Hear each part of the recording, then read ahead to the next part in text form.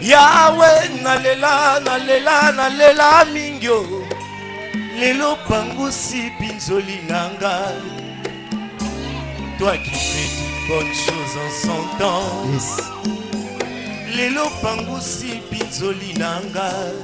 Shalom frères et sœurs dans le Seigneur, que Dieu vous bénisse, vous tous qui nous suivez partout depuis vos petits écrans ou soit par internet. Nous savons que vous êtes nombreux à aimer et à soutenir cette émission que vous aimez tant, Message du jour. Et c'est une émission qui vous apporte la connaissance exacte de la parole de Dieu. C'est une émission qui vous ouvre les horizons spirituels. C'est une émission qui vous positionne dans un endroit qu'il faut pour des choses qu'il faut. Que Dieu vous bénisse en tout cas.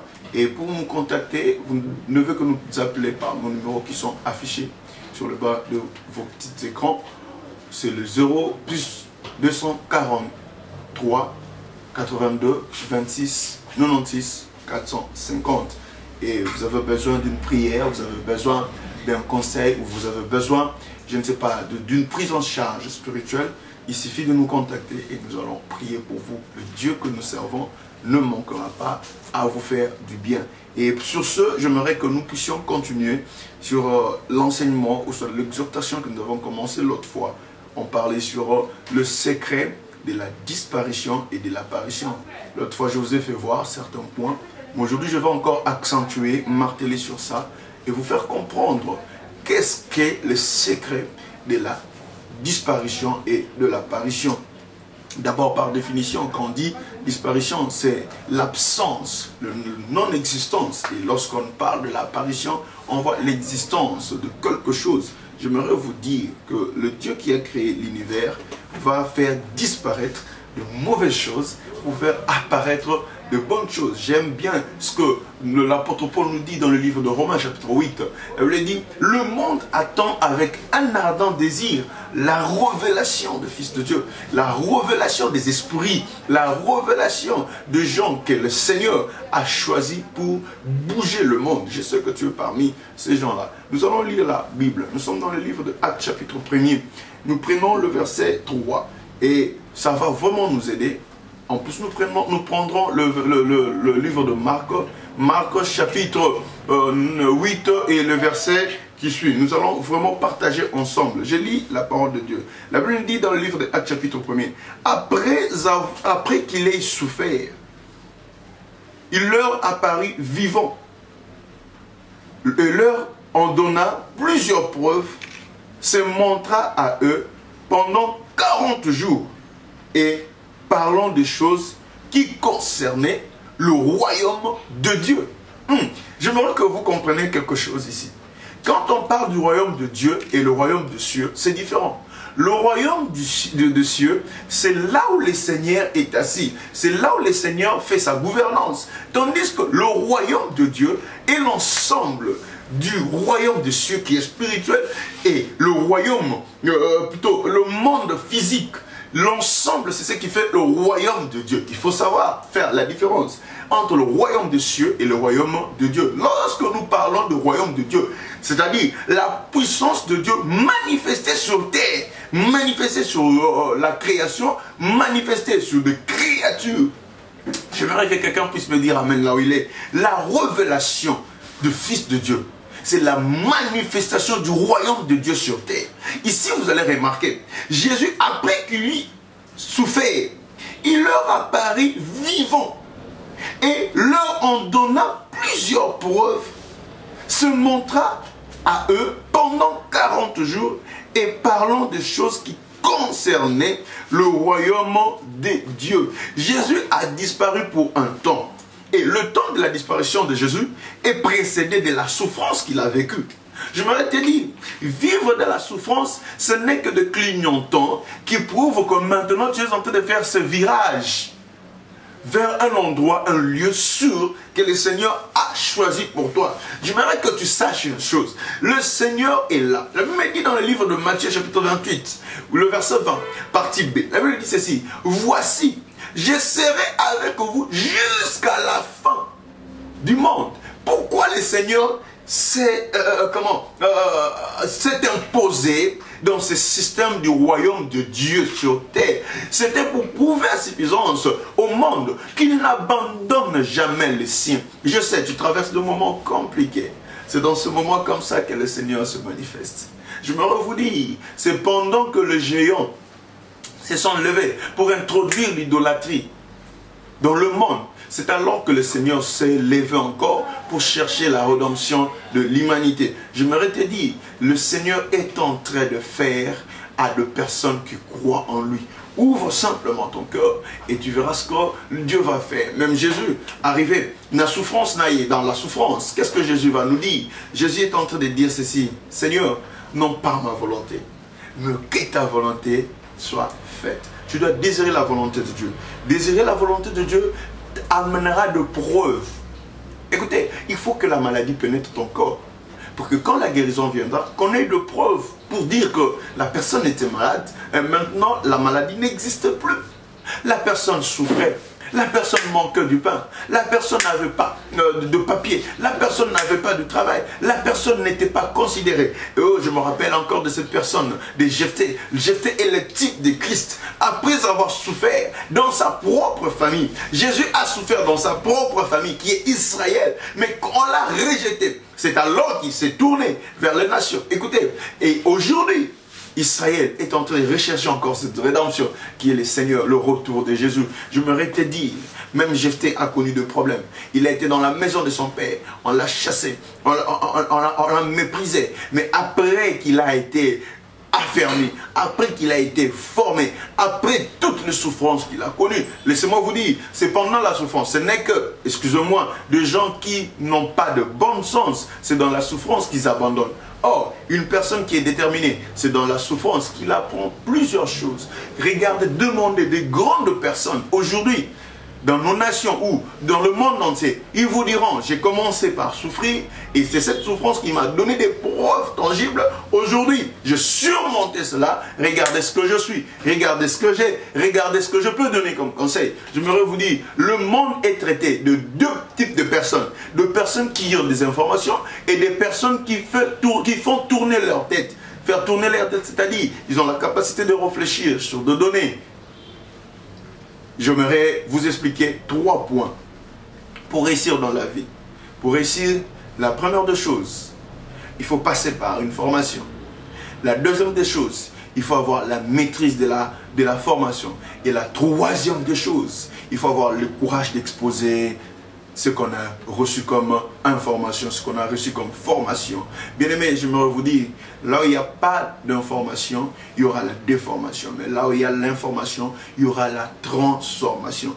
Que le Seigneur vous bénisse. Je ne sais pas quel problème que tu as, mais la disparition est tellement importante dans ta vie.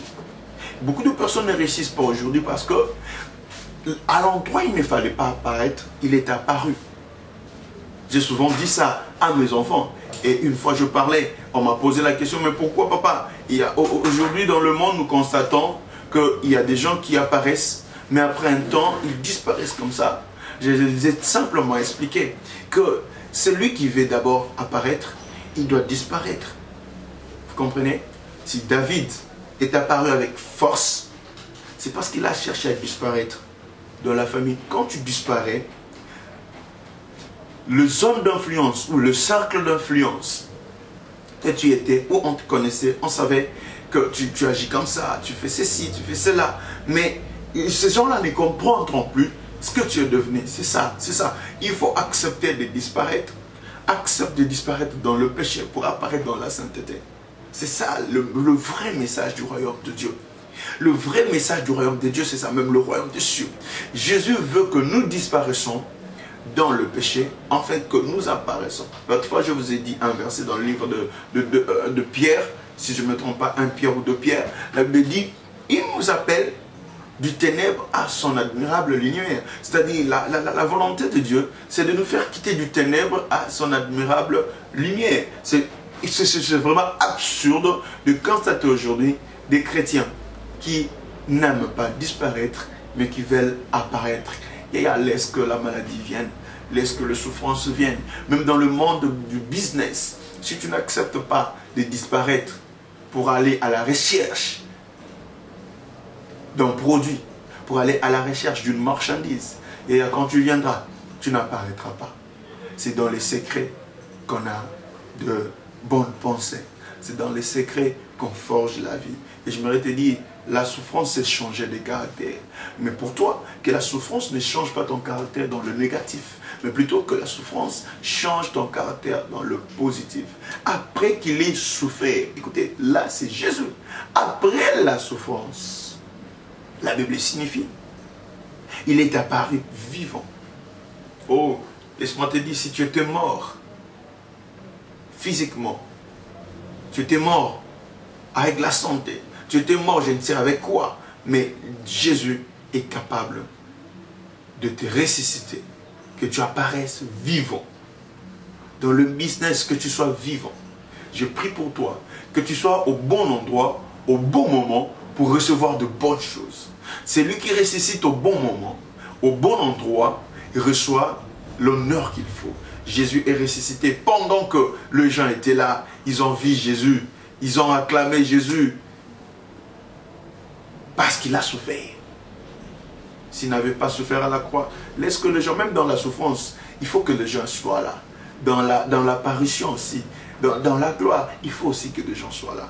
Et ça sera absurde, ça sera incompréhensible si toi, tu veux que tout le monde disparaisse, pour qu'ils ne voient pas ta bénédiction, pour qu'ils ne voient pas comment tu vas maximiser avec le Seigneur. Bien-aimés dans le Seigneur, que Dieu vous bénisse abondamment. Je sais là où vous êtes, vous avez des problèmes, des complications, vous avez des choses qui vous dérangent. Il suffit seulement de penser à ce que Jésus a fait.